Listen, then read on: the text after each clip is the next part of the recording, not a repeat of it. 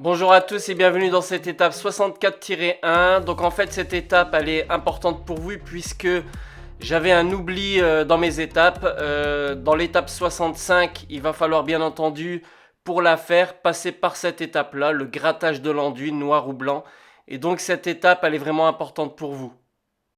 Pour cette étape, vous allez avoir besoin de ce matériel-là que vous voyez à l'écran. Donc il s'agit d'une taloche à griffes. Et lorsque vous allez gratter l'enduit, bien entendu, il ne faut pas mettre votre main en appui direct. Donc c'est vraiment très léger.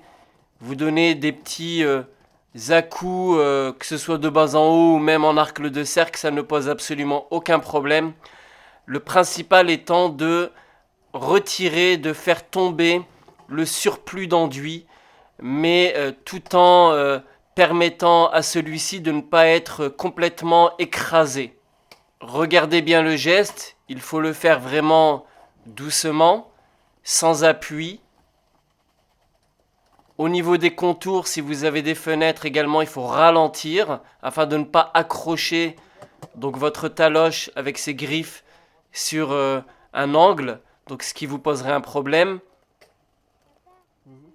Ce geste doit être fait sur l'ensemble du mur et notamment pour l'étape 65, c'est sur le pignon.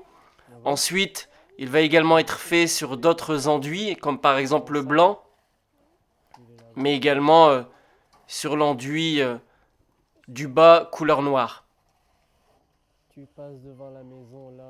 Je m'en suis aperçu en visionnant les étapes parce que je les visionne également pour voir si ça a du sens.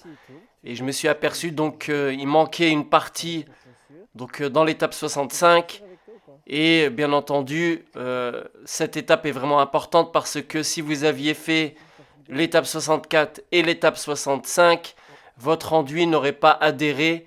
Et en tout cas, vous auriez eu quelques petits soucis. Voilà. Parfois, il peut s'avérer que de l'enduit se décroche. Vaut mieux qu'il se décroche maintenant plutôt qu'après. Alors, il vous suffira simplement, étant donné que l'enduit est encore frais, de pouvoir en replacer et le talocher. Alors, il y a également une chose importante pour vous dans cette vidéo. Donc, vous allez pouvoir voir également le pignon, bien entendu. Mais si vous regardez bien, lorsque votre enduit première couche sèche, commence à sécher, eh bien, on remarque qu'on voit les parpaings. Et ça, c'est quelque chose que beaucoup ne savent pas, ou du moins le remarquent qu'ensuite. C'est que si jamais vous faites un enduit une seule couche, eh bien, dès lors que vous aurez de la pluie, vous allez remarquer sur votre mur ou vos murs que vous verrez directement les parpaings. Et donc, c'est pour ça qu'en fait, avoir un enduit deux couches, c'est vraiment important, parce que l'enduit deux couches est beaucoup plus épais que celui d'une couche. Et donc, eh bien, il est beaucoup plus résistant, il permet à vos murs d'être beaucoup plus beaux.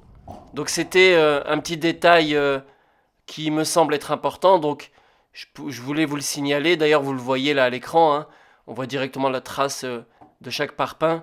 Mais sachant que sur mes pignons et sur mes façades avant et arrière, il y a donc un enduit deux couches, et ensuite sur celui du bas, donc en façade avant et arrière, ce sera un enduit une couche, et c'est pour ça que moi j'ai remarqué ça, c'est que l'enduit une couche, on voit ce fameux défaut. Alors j'espère que cette vidéo vous aura été utile, n'hésitez pas à la partager sur les différents réseaux sociaux, et je vous dis à bientôt, au revoir.